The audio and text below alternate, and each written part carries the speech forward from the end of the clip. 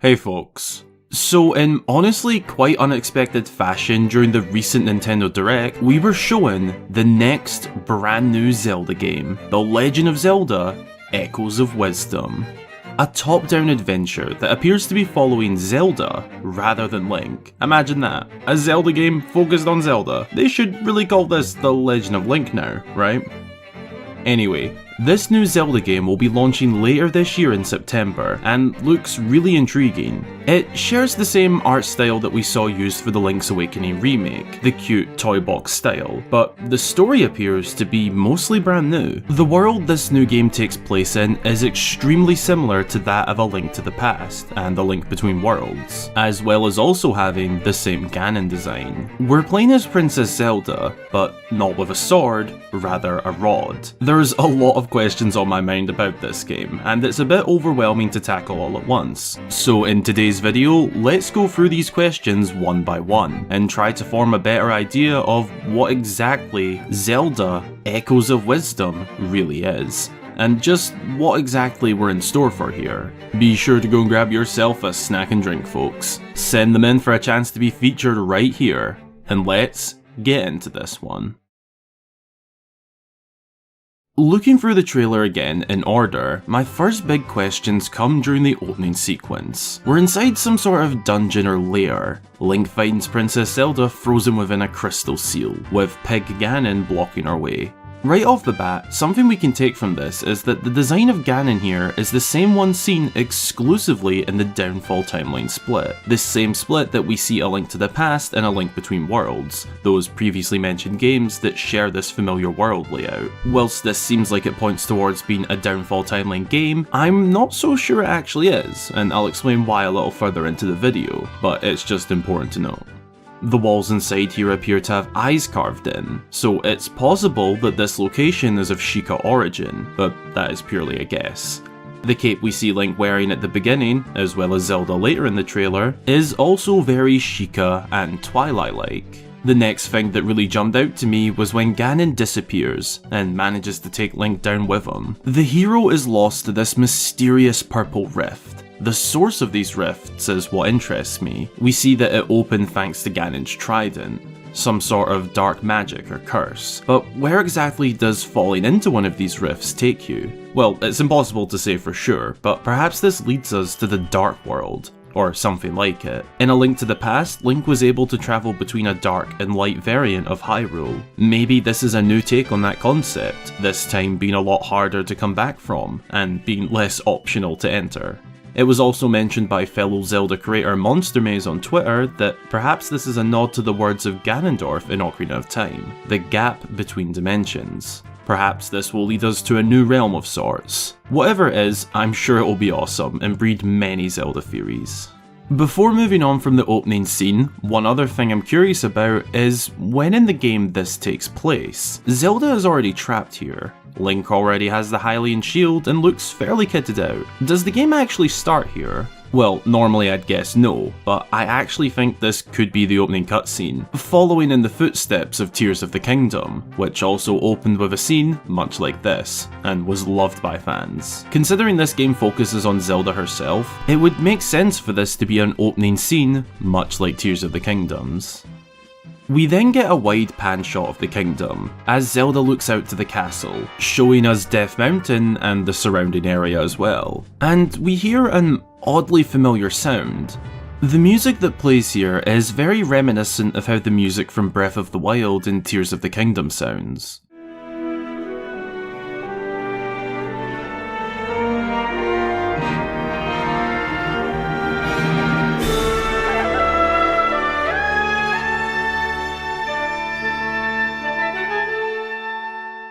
Whilst also sounding like a new unique track. It's the little whispers of the wind. The wide pan shot is also reminiscent of the wide opening shot of Breath of the Wild. I can't describe exactly what I mean in words, but just listen back. It has Wild's era vibes to it.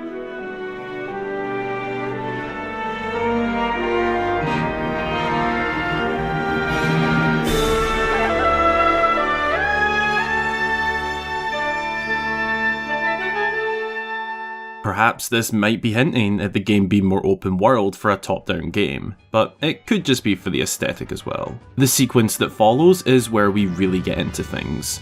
We're introduced to Tri, a new mysterious fairy who appears to be Zelda's companion for this adventure, along with the Tri Rod, the main item we appear to be using. This allows Zelda to essentially clone any object she sees, creating an echo. This ranges from tables, beds and barrels, to rocks, trees and even enemies. This is an extremely cool new mechanic and looks to provide a real sense of freedom when it comes to exploring, allowing us to scale heights, cross gaps and solve puzzles. Though I'm sure there will be some limitations that we need to build up over time, to be able to create more and more echoes as we progress. It also appears as though Zelda will traverse through some forms of dungeons that require us to use this new Tri-Rod, so dungeons as we're familiar with might be solved a little differently than normal, but in my opinion, that is more than welcome, as it is the Zelda way to change things up.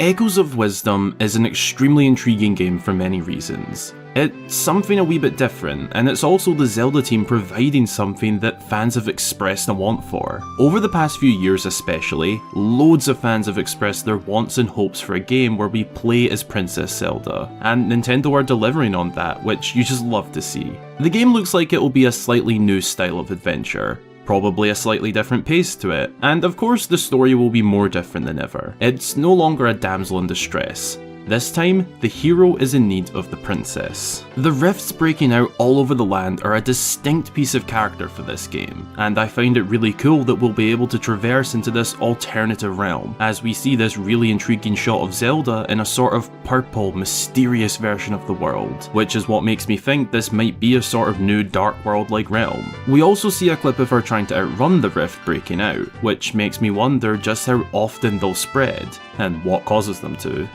There's also some things that caught me by pleasant surprise. It appears creatures such as Deku Scrubs will be making an appearance, most well known from Ocarina of Time and Majora's Mask. There's also two different types of Zora meeting face to face, the Great Deku Tree, what appears to possibly be Kakariko Village, and even the Gerudo. It appears this game is a sort of combination of lots of different things from different timelines. It appears as though this game will be packed with its own interesting lore, which I wouldn't have doubted, but it's cool to see just how much depth this game looks to have from the first trailer alone. When you consider all of those different aspects, all in one game, this game might be following in the footsteps of the Wilds era games in what appears to be being part of a new linear timeline. That's what I meant earlier by this might not be a downfall timeline game. It appears to do what Breath of the Wild and Tears of the Kingdom have done. It takes aspects from all timelines, and appears to be a part of a new linear timeline. It's yet to be seen if that's true or not, but it certainly reminds me of how Breath of the Wild and Tears of the Kingdom have aspects from multiple timelines, and both take place far in the future. Maybe that's what's happening here.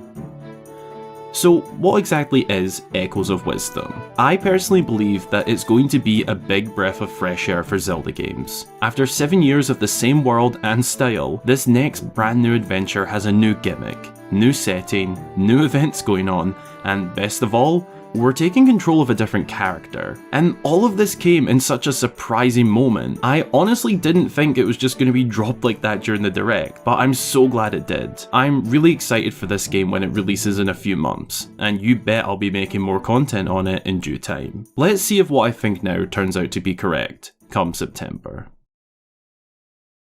Thanks a ton for watching. What do you think about this new installment to the Zelda series? Are you excited for it? And what are some of your hopes? Let me know down in the comments. If you enjoyed, be sure to drop a cheeky wee like down below, as well as subscribe for more fabulous Zelda content coming your way. As always, a massive thank you goes to my channel supporters for helping to make videos just like this one all the more possible. If you'd like to help financially back the channel and get yourself some goodies such as access to my weekly inside scoop post, your name at the end of my videos, and a shout out upon joining, then check out the supporting links down in the description. Also down there are my socials if you'd like to keep up to date with me. Drop a wee follow. And why not join the Discord server while you're at it. Thanks again for watching. I hope you have an awesome rest of your day or night, and until the next time, I've been Hyrule Gamer.